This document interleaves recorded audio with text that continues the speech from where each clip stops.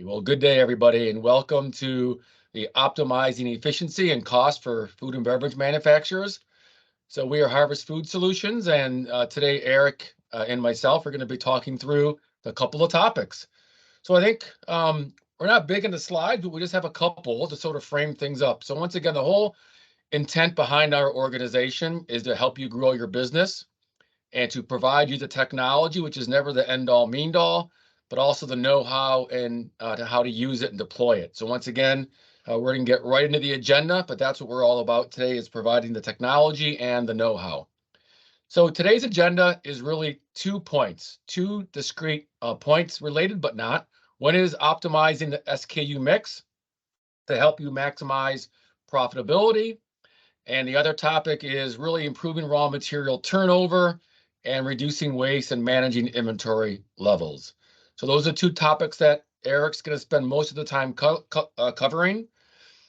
And before we get into it, I just wanted to say, so once again, what you're going to see today is a Microsoft powered solution. So Microsoft Dynamics 365 Business Central, and obviously the configurations and settings that Harvest Food put to it to help you understand how to get there. All right, so Eric, you're about ready to talk about SKU rationalization? I am. I'm looking forward to it. And once again, just to sort of set expectations, what that means really is the process of determining what products should be kept, retired, or improved. And here's the fun thing, based on a myriad of factors that contribute to performance. So Eric's going to show you quickly how to sort of combine all those factors together to help you guys make the best decision. All righty, Eric, I'll hand it over to you. Sounds good. I'm going to go ahead and share my screen. I appreciate everybody jumping on today. And I'm going to go off camera because I tend to be in the middle of the screen. So don't worry if I've disappeared. But one of the things Jed and I have had a lot of discussions about in the past really is working with manufacturing companies and trying to figure out what really is something that resonates with them. What are things that they need? How do they use these different bits and pieces in order to make their business better? And a lot of the things come down to really understanding how your business operates and really what is it your customer needs. And in designing the topic for this particular session, is we really decided that we wanted to take a look at SKU rationalization, or like having the right products for your customer base, and how to identify those products and make sure that you keep the ones that are doing well, you remove the ones that aren't doing so well, but all in all, you have the data and the information necessary to make the right decision. So one of the things that we looked at in kind of devising the plan forward is we wanted to make sure that our clients and the people that are using the software understand where the data is coming from and what they're looking at. So we have a set of dashboards that we use with our typical clients, and we come here and we want to take a look at how our SKUs are performing.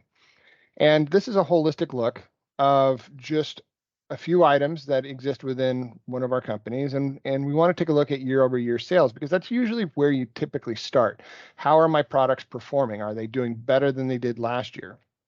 And in this particular dashboard, we identify some specific KPIs. So here, if I look at my deli French, I can see that, wow, I'm doing a lot better than I did last year. So I've got a nice little green arrow, and it tells me very quickly that I've got a problem. If I come to the bottom and I've got my marble rye, I'm kind of flatlined. And again, it's a quick way to identify if I have any issues. So the one issue I do want to point out here is that my pumpernickel is down about $4,000 from the previous year. And I can take a look at that in a couple different ways. I can highlight the line, and I can kind of take a look at my charts and really kind of visualize what the product is doing and how it's doing year over year. But that's only one side of the story. We don't want to just stop with the sales, because it could be a seasonal thing, or there are a number of factors that can contribute to that product not being sold. So we want to take a look really at the next level. So if we come and take a look at maybe a cost of goods analysis, and we want to look at our products from a costing standpoint. So we come to a different dashboard, more information designed to get to you very quickly. And we can see that this same deli pumpernickel has a significant costing problem. Right now, we're $15,000 more in producing the product than we can sell the product. So that's really a key indicator right there that we have a problem. And very quickly, with a lot of data behind the scenes, I mean, a lot of data behind the scenes, we can bring it together and we can tell the story of how your products, your individual SKUs are doing so you can make a good decision. So where does this come from? This is great. It's a dashboard, looks good. Well, I'm going to go into Business Central. And Business Central is the application here that drives all of the sales, the warehousing, and the manufacturing within your organization, within the manufacturing organization. Well, I'm going to take the first step, and I'm going to go ahead and click my items list. And I'm brought to the list here, and I can highlight my pumpernickel. And I want to, since I know that based on my Power BI report, it says that I'm way over costed, I can just quickly come here, click item. I can come to my cost shares. And now I can see a single line to start with and see that my rolled up cost is for raw materials is $5.77. I know that's a problem, but I don't know what the problem is yet. So I'm gonna go ahead and expand this, and very quickly, I can see that all of my ingredients are tracking along pretty nicely until I get to molasses. Now you're not going to typically see a price that's this large on a single unit, and I did that so that it showed that there was really some delta or some variance there. But what it's saying is that for this particular item, my molasses is $5.47, which is way too high for this product. Now, the nice thing in the screen is I can see not only all the different raw materials, but I can also see the capacity or the labor costs that are associated to each one of the production areas for this item. So in one nice screen, I can see what all is happening. And even better is I can dive into a sub BOM and I can see individually what's happening at the lower levels of that BOM when we might be producing a dough or something that's preliminary in that bake process for baking. But let's really track on molasses for a second. So as somebody that's reviewing the costing, it's reviewing to make sure whether I want to keep the SKU or not, I need to be able to quickly get places. So I'm just going ahead and click on the number, and I'm going to bring up molasses. Now, at this point, I've got a lot of information here. This is called the item card, and I've got how much inventory I have on hand. But what I really want to focus for this particular session on is what is my unit cost? Right here, $2.74 for just this item. And that's at a unit of measure of about an ounce. So that's pretty high, but it still doesn't really tell me the true story. So if I come up here to value entries, and I want to highlight the first, say, 6 or 7 lines here. And you'll notice that each one of these lines is sorted by date, and you'll see that each one of my cost per units are going up each time I purchase this product. So at the end of the day, I've got a list of items here. I've got a list of purchases, and I can dive into this even further if I just click Find Entries, and I can look at the original purchase order or the purchase invoice and see who I bought it from, how much I bought from them, and whether or not I can continue to buy from them. And this is really where you start to make your decisions. Are you going to see if you can find a different vendor? Can the vendor provide can this vendor provide a different price? Or even yet, do you even want to get rid of this particular SKU item altogether? So within the span of about 8 minutes, I was able to go in, I was able to kind of recap this. I was able to go to my BI reports, see how my products were doing. I could identify which ones were failing or weren't meeting the spec. I could then go back into BC and I could find out what specific raw materials or ingredients were causing some of the overages. And then I can have a strategy to get out of this. Do I, and as I mentioned before, can we go and buy another, get another vendor or negotiate with the vendor to get a different price? So the idea here is really to give you power at your fingertips, to be able to go in, find out what the problem is, and then determine how you want to take care of the problem from there. So. Yeah, excellent, Eric. I mean, I think that was the intent, is to quickly sort of show, as we sort of started, show the myriad of factors that allow you to make, quick decisions, not only quick decisions, but accurate decisions, because all the data is in the core system. That's obviously the important piece. All right, so that was the first topic. And we're now going to move to the next topic. So the next topic is a little bit more complex, But I think we're going to, once again, in the 8 to 10 minute time frame, talk about raw material availability and improving that concept. So once again, what that means to our industry is you got to always make sure you have the correct materials required for production and the manufacturing process. Make sure they're available and managing them in a more effective process. So the impact of all of that is obviously reduced downtime. You know how much that costs, or waiting for a product to come in. So it's all about production efficiencies and ultimately lower costs in the manufacturing process, making sure you have what you need and when you need, but obviously not too much, right? That's the idea. So Eric's going to once again take us into the software and sort of talk through in a real world scenario how you might deal with that situation. So Eric, I'll let you take back over and get into the raw material side of things. Sounds good. All right. So one of many things affect our warehouses, and optimization in the warehouse is one of those things. You have a constrained space. You have limitations on where you can put items. You have limitations on how much raw material you can bring in, and you have limitations on how much that can go out the door. And you really, when looking at a solution, want to make sure that the warehouse management functionality can work in the manner that you're used to working your warehouse, in addition to helping you improve some of the traceability, some of the accounting functionality, and some of the space management that you have. And the nice thing about Business Central is really that it's got a robust functionality around warehouse. I can dive in, I can see what items are where. I can see very quickly, I can see what items are going to be used inside the different build of materials. I can go and see what production orders have been created at a higher level, purchase orders and shipments. And in doing so, you have the capability to start to make strategic decisions on what inventory you have coming in. And really in this day and age, we were just coming out of a huge inventory shortages, just coming from a number of different areas, whether it's packaging, whether it's dairy, whether it's a whole host of just transport issues. I mean, people are really coming into their own when it comes to warehouse management. So the one thing I do want to show you here is that I'm going to show you an item, and I'm going to show you the robustness of an item and spend a couple of minutes just really setting the stage for you. So I've got a couple hundred items. I can tell because I got a huge list here. Now the thing about BC is I can just go ahead and type in my item number. I can go ahead and type in really my name, anything that's on the field, and I can quickly find that item within the system. Once I click into it, I'm introduced with the item card here. And we talked a little bit about it earlier when I showed you the cost.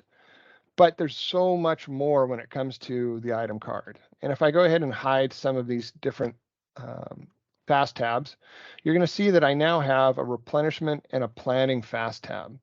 And the really key thing about this is that I can design how my receipts are, how my receiving team receives my product. I can decide how my purchasing team purchases the product, and ultimately my inventory team really just working the product out onto the product floor just by setting certain parameters that are here on the item card.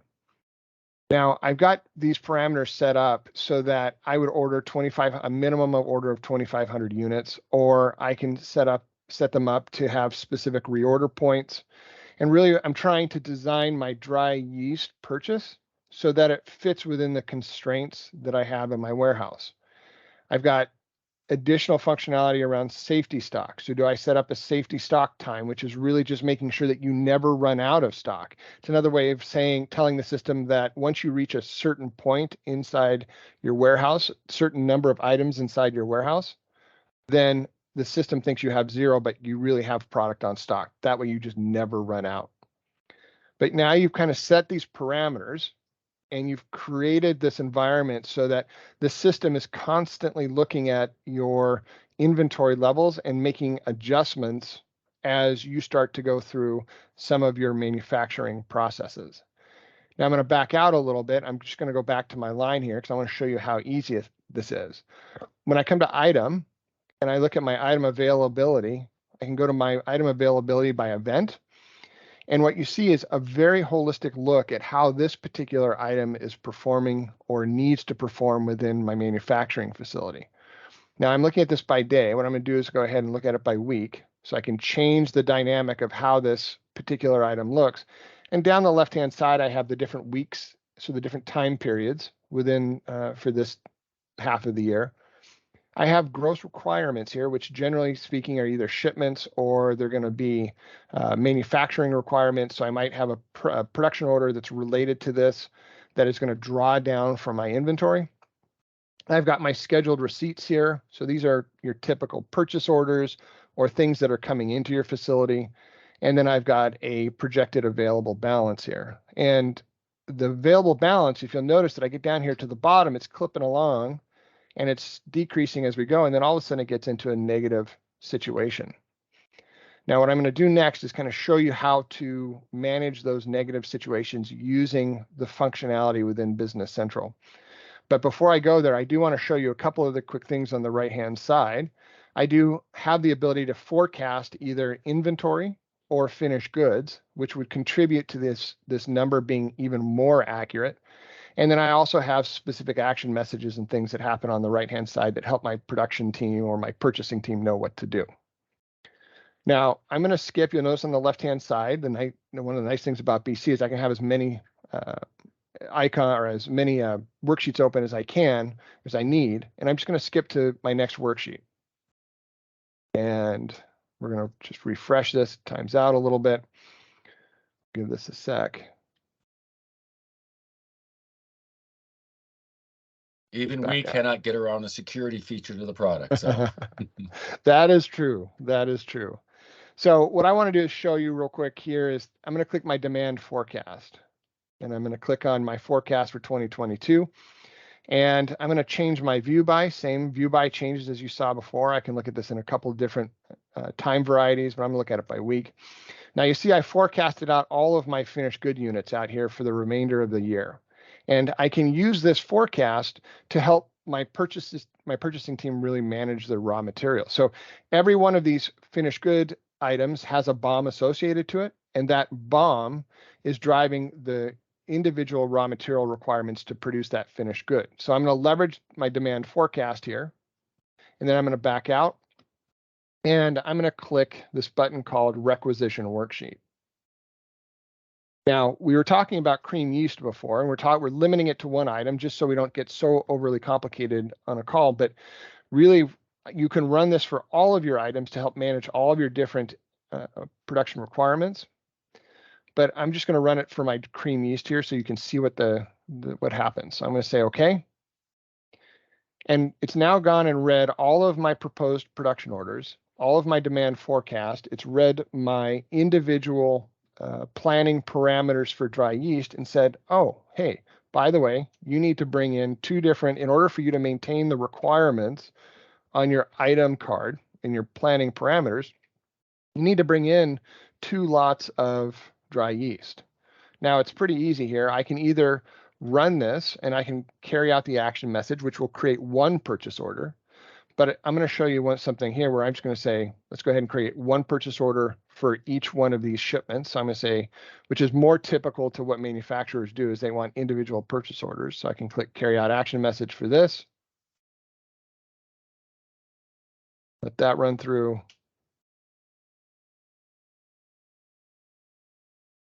And then I'll click one more and they'll create a second PO.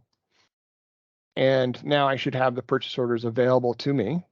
So if I back out, let's go ahead and take a look at my purchase orders that we have created. So click here and you'll see at the very top, I have 2 brand new ADM purchase orders. Each one of them is specific to the order that's required. And more specifically, let me take you right back to the item screen where you saw dry yeast and you saw that item availability. So I'm going to search here. Now let's go back to the same report that you saw before. Now what you saw about right here last time was that my inventory, my projected balance was going negative. Well, because I've used and leveraged what's inside Business Central, it's repositioned a purchase order based on my production needs. put one here, and put one here, and it's moved my inventory levels to a negative basis back into June. So that's kind of how it's how you would typically utilize MRP to help you manage your raw materials. You make sure that when you set up your items, and it's really important you set up your items and understand what your raw material process flow should be.